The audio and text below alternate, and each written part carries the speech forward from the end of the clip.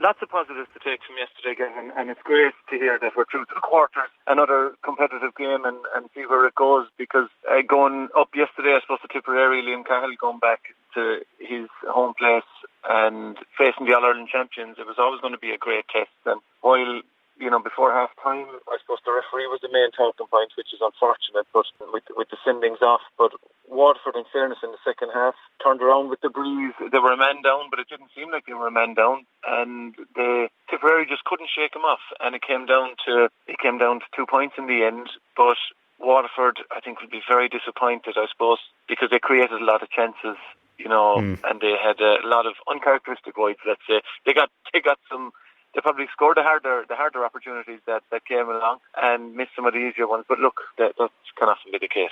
Absolutely, and I suppose that is positive, though, that you're creating those chances. And Waterford, they ran at the Tipperary backs, asked them plenty of questions yesterday, and at the other end of the field as well, despite having only 13 men, conceded no goal as well. So I'm sure that's a positive from Liam Cahill's point of view. Yeah, exactly. I think the work rate from 1 to 15, we were down to 13 in the end, but they gave everything they had, and they just chased lost causes, Gav. I just love to see that. Even for Stephen Bennett's got a fantastic opportunistic kind of a goal.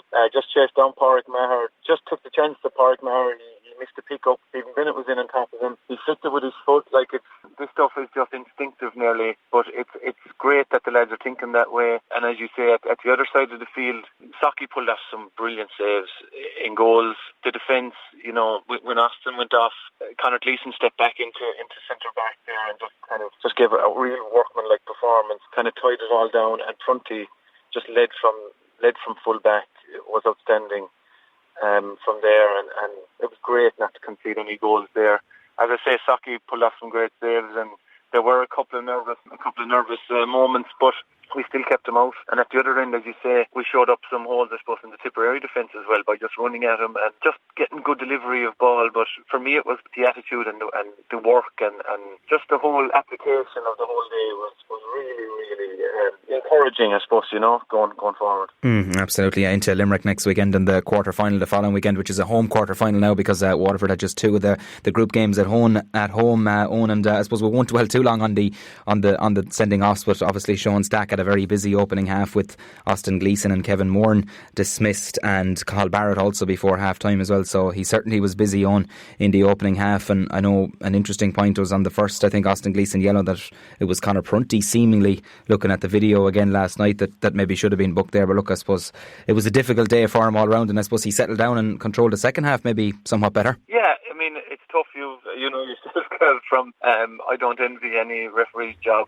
and it looked like he got the first one wrong. Definitely that it was Prunty that was kind of the last man back who made the foul, unless there was something before that, because he went straight for Austin. But look, maybe there was a little confusion there for him, but very unfortunate. But I have to say that Austin probably hold his hands up for the second one, and that could possibly have been a red card even without the yellow. So, but the other ones, looking back on last night as well, we didn't have TV available to us yesterday where we were up in the stand. But looking back last night, I mean, we won't dwell on it, but I think the other two will probably be appealed. I mean, Kevin, I don't know, but Cathal Barrett's one, he didn't even have a hurley. I think he just stuck out his hand. And I think at that stage when Waterford went 2 down, I think the rest was trying to probably, I won't say trying, but if an opportunity came, I think he probably wanted to bear it up. And we did get frees in the second half. I thought that dubious enough as well. They were easy enough. So look, maybe it balanced out, but we don't want to be talking about the referee too much. It was a great day,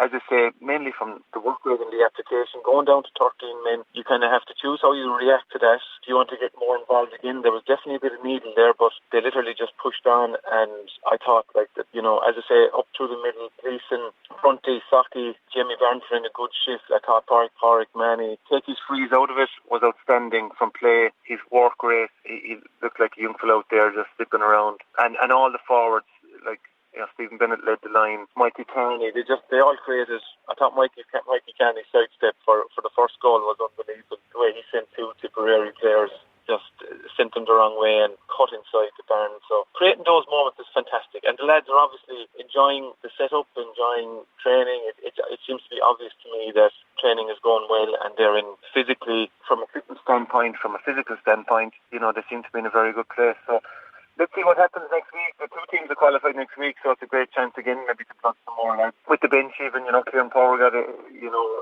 decent, well, it was probably a tricky afternoon in some respects, going in there cornerback, which he probably wouldn't be used to. But he still got a great debut, or a great run out up there. Neil Montgomery came on, got a fantastic score. We'd unbelievable scores.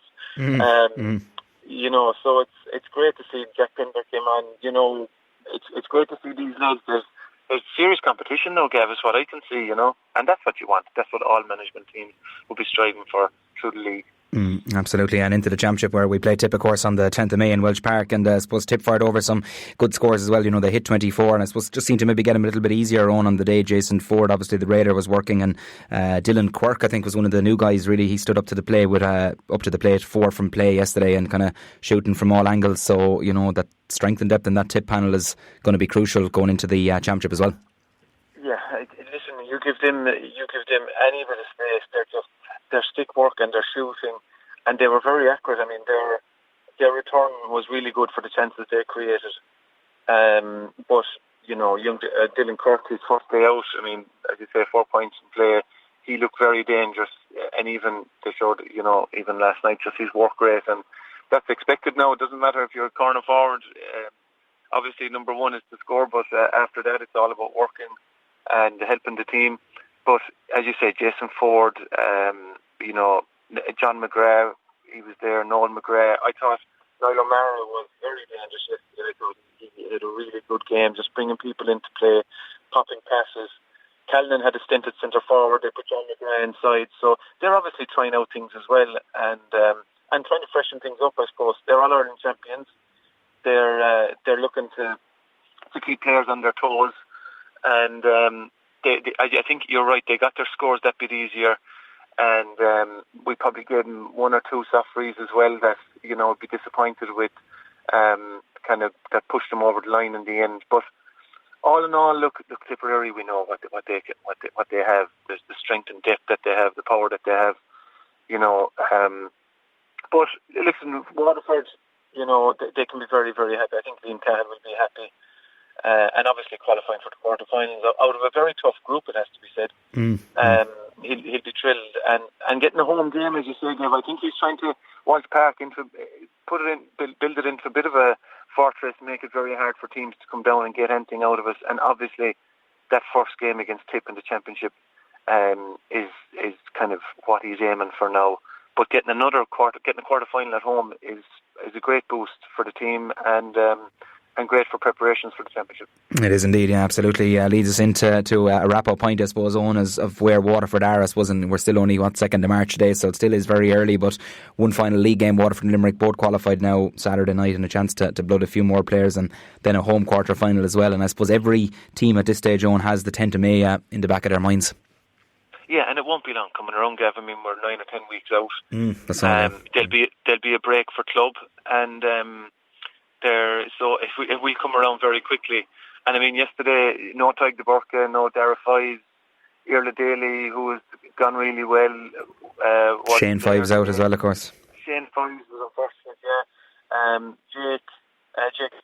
Jake Killen. So there's 4 or 5 there who's going to be pushing on to the starting 15, pushing very, very hard. But I think it's Waterford are in a good place, and the youngsters, young Jack Fagan, just unbelievable pace, turn of foot. He's taking his chances when they've come, and he's put his hand up, and that's what you want. That's what we want. That I think Liam Cahill and his management team will be very happy this morning with what's to come for the rest of the league. Regardless of even how the quarter-final goes, he gets a good performance out of that. As you say, he's one eye, I think, on the 10th of May. Absolutely, a rematch with his native Tipperary and of course his former teammate Liam Sheedy. What an occasion that's going to be. Before we leave you go, Owen, I know we dominated the start of the show there with Galtier, that fantastic success in the All-Ireland Intermediate Camogie Championship final yesterday. What a way to win it, and I've no doubt you want to add your congratulations to them as well. I'm absolutely thrilled for them after going so close last year. It's just great to see the girls come back and get over the line, and the way they did it was, I suppose was very sweet at the end, but absolutely thrilled for them and well done, and I'm sure the celebrations will go on for a good few days down there. But it's it's great to see. And Camogie and Waterford is in a really healthy place at the moment, and from schools all the way up to the adult teams, you know, they've Dan in there now, coaching them now at the moment, and you know, all that is going to be a great boost for the Camogie, and thrilled and hats off to Galtier, and absolutely delighted for them. Absolutely nice note to end on indeed. Eoin Murphy, appreciate you taking the call, and we'll chat again very soon. Many thanks, Eoin. Thanks, Devin.